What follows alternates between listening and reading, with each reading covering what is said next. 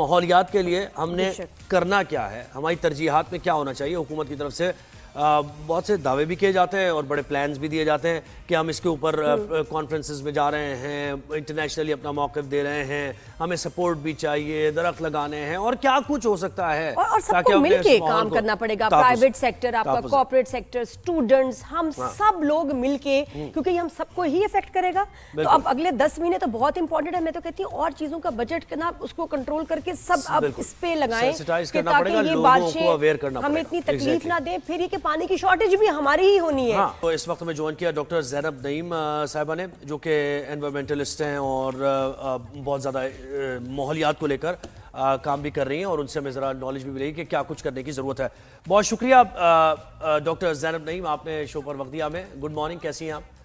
जी ज़ैनब, इसको आप भी कितने सीरियसनेस के साथ देख रही होंगी, जो पाकिस्तान में जो क्लाइमेट का चेंज है, जो हमें असरात नज़र आ रहे हैं, आगे जाके और कितने मजीद ख़राब हो सकते हैं आने वाले सालों में। देखिए, क्लाइमेट चेंज एक ऐसी सिचुएशन या ऐसे प्रोसेस का नाम है जिससे पूरी दुनिया इस वक्त इक्वली अफेक्ट हो रही है। और लेकिन जो गरीब ममालिक हैं या साउथ एशिया का जो रीजन है, ये one of the most vulnerable reasons है, क्योंकि इसकी जोग्राफी, इसकी पॉपुलेशन डायनामिक्स ऐसी है कि हम लोग अफेक्ट ज़्यादा हो रहे हैं। हालांकि इस खित्ते की बहुत ज़्यादा कॉन्ट्रीब्यूशंस नहीं है। तो ये आपके चंद एक अमीर ममालिक ने दुनिया में क्लाइमेट चेंज का मसला पैदा किया। क्लाइमेट चेंज नेचुरल प्रोसेस था 18वीं सदी से पहले, लेकिन वो बैलेंस मेंटेन रहता था एमिशंस का। ये जो ग्रीन हाउस गैसेस होती हैं, जिनका काम होता है आपकी ज़मीन का टेम्परेचर मेंटेन रखना, कार्बन डाइऑक्साइड हो गई, मीथेन हो गई, और वो सूरज की शुआओं को ट्रैप करती हैं। उनका जो अब नंबर है वो डबल हो गया, क्योंकि हमने कोयला इतना जलाया, फॉसिल फ्यूल बर्न किया हमने नहीं, जो अमीर ममालिक हैं। उसके बाद उन्होंने गरीब ममालिक को तो रोक दिया, लेकिन मदद करने से भी इनकार कर दिया कि अगर हमने दूसरी डेवलपमेंट करनी है तो आप बताएं तो सही, सिखाएं, थोड़ा पैसा चाहिए होता है। बट वो राइट विंग गवर्नमेंट्स अब आ चुकी हैं और वो आपको हेल्प आउट भी नहीं करेंगी, और आप तबाह भी हो रहे हैं और आप डेवलपमेंट भी वैसे नहीं कर सकते। तो ये सिचुएशन है अभी क्लाइमेट चेंज। तो हम क्या करें? ये सिचुएशन जो आपने बड़ी ब्लीक है, बड़ी खराब सिचुएशन है, हम क्या करें इसको लेकर? ये 2-3 स्टेप्स आप क्या समझती हैं? बिल्कुल, अभी आप पानी की बात कर रहे थे, तो मैं पानी को कहती हूँ water is the new line of control. और ये सिर्फ कोई सिक्योरिटी की वजह से मैं नहीं कहती, ये आपके क्लाइमेट चेंज की वजह से भी मैं कहती हूँ, क्योंकि सब कुछ, अब पानी है तो आपकी सारी चीजें चलती हैं, हमारा एग्रीकल्चर, इंडस्ट्री, सब कुछ। लेकिन ड्राउट का सीजन बहुत ज्यादा बढ़ गया है, ठीक है, जब हम पानी से बिल्कुल पानी की किल्लत हो जाती है। लेकिन दूसरी तरफ सैलाब आते हैं और इतना पानी जाया हो जाता है और इतना पानी आ जाता है और हमारे पास स्टोरेज करने के लिए कोई वो स्ट्रक्चर नहीं मौजूद। तो मेरे ख्याल से इस वक्त जो हमें क्लाइमेट चेंज का एक मसला पता है दुनिया में हो रहा है, लेकिन ऑन ग्राउंड हमें डिस्ट्रिक्ट लेवल से अपनी प्लानिंग का आगाज करने की जरूरत है कि हम बॉटम अप अप्रोच लें, हॉटस्पॉट एरियाज को आइडेंटिफाई करें, चाहे वो नॉर्थ में, चाहे वो सिंध में है, और बताएं कि वहाँ बफर जोन्स बनाने की जरूरत है। नो कंस्ट्रक्शन जोन होना चाहिए दरियाओं के इर्द गिर्द, वहाँ आबादियां नहीं होनी चाहिए, क्योंकि अब सैलाब हमारे इतने ज्यादा अफेक्ट कर रहे हैं। पहाड़ों से दरख्तों की कटाई स्ट्रिक्टली मना होनी चाहिए, फॉरेस्ट गवर्नेंस होनी चाहिए, और अवाम में आगाही मुसलसल होते रहना चाहिए ताकि इस चीज को वो सीरियस लें। बिल्कुल सही। और आप बताओ, इतनी दरख्तों की लकड़ी की चोरी होती है। जी बिल्कुल, ये तो टिम्बर माफिया पूरा है। टिम्बर माफिया, उसके ऊपर तो हम बात ही नहीं करते हैं कि पहले हम लोग बचपन में मरी वगैरह जाते थे तो इतना दरख्त, और अब लगता है बिल्कुल कुछ गायब ही हो गया है। अब ये क्या कर रहे हैं, हम अपने ही लिए मौत का सामान बना रहे हैं और तो कुछ भी नहीं। अच्छा, और फिर उसकी जगह जो लगा देते हैं ना दरख्त, वो इतने कमजोर होते हैं कि वो इस पानी के प्रेशर को तो बर्दाश्त ही नहीं कर सकते। बिल्कुल। और एक तो नॉर्दर्न एरियाज की बात होगी ना कि वहां दरख्त लगाएं आप और फॉरेस्ट का ख्याल रखें। ये जो सिटी लाइफ है, यानी शहरी जो जिंदगी है, शहरी जिंदगी में हमें कैसे अवेयर होना है, हमें यानी क्या करना है उसके लिए? देखिए, आपके शहर में अर्बन फ्लडिंग, पहले ना 2010-11 में दरियाई सैलाब ज्यादा होते थे, अभी ना अर्बन फ्लडिंग ज्यादा, क्योंकि एकदम शदीद बारिश हो जाती है और हमारा इंफ्रास्ट्रक्चर इस काबिल नहीं होता कि हम उसके पानी को या उसको रिटेन कर सकें।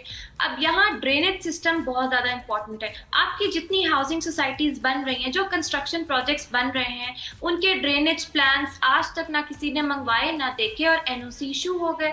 फिर दूसरी बात ये कि हम लोग वहाँ पे दरिया के ऊपर इंक्रोचमेंट अलाउड नहीं है। आपका पाकिस्तान एनवायरमेंट प्रोटेक्शन एक्ट कानून मौजूद है, कानून का निफाज नहीं है। फिर जब आप नहीं उसको मानते और सोसाइटियां बना देते हैं तो उधर यही मामलात होते हैं कि लोग बह जाते हैं, डूब जाते हैं। तो यहाँ स्पॉन्ज सिटी का कॉन्सेप्ट होता है। उसका मतलब ये होता है कि एक तो शहर के गिर्द आपने ग्रीन बफर जोन बढ़ानी होती है, यानी कि दरख्त, बड़े बड़े जंगलात बढ़ाने होते हैं, नरम मिट्टी बढ़ानी होती ताकि पानी को जज्ब करने की सलाहियत रखे। रेन वाटर हार्वेस्टिंग, घरों पे पानी, बारिश के पानी को जमा करने की टेक्नोलॉजी, ये कोई महंगी टेक्नोलॉजी नहीं है, सिर्फ 2-3 पाइप लगते हैं, वो वाटर वहां पे सेफ हो सकता है। फिर जेर जमीन पानी को कैसे आप फिल कर सकते हैं, ग्राउंड वाटर रिचार्ज इसको कहते हैं। ये छोटी छोटी इंटरवेंशन है। वेस्ट मैनेजमेंट सिस्टम, आप दरियाओं में गंद को डंप करना बंद करें। और हमारी आवाम जो ऐसी सोसाइटीज में इन्वेस्ट करती है बगैर पूछे कि ड्रेनेज प्लान किधर है, वेस्ट मैनेजमेंट प्लान किधर है, ये आगाही देने की जरूरत है ताकि आपकी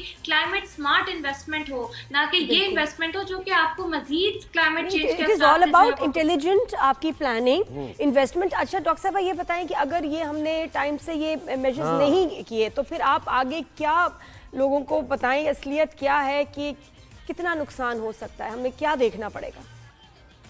देखिए, अभी तो हम सैलाबों की बात कर रहे हैं ना, आपको पता है कि मौसम बहार और उसके एंड पे हम हीट वेव्स की भी बात कर रहे होते हैं। हमारे घर, अब इंफ्रास्ट्रक्चर इस काबिल नहीं रहा कि हम इतनी गर्मी बर्दाश्त कर सके, क्योंकि उसकी कंस्ट्रक्शन वैसे नहीं हुई होती, बिल्डिंग कोड्स का निफाज नहीं होता। तो अभी फौरी तौर पे जो मैं देख रही हूँ क्लाइमेट चेंज, हम इस साल हमने कुछ जगहों पे क्लाउड बर्स्ट देखे, अगले साल हम मजीद क्लाउड बर्स्ट देख सकते हैं।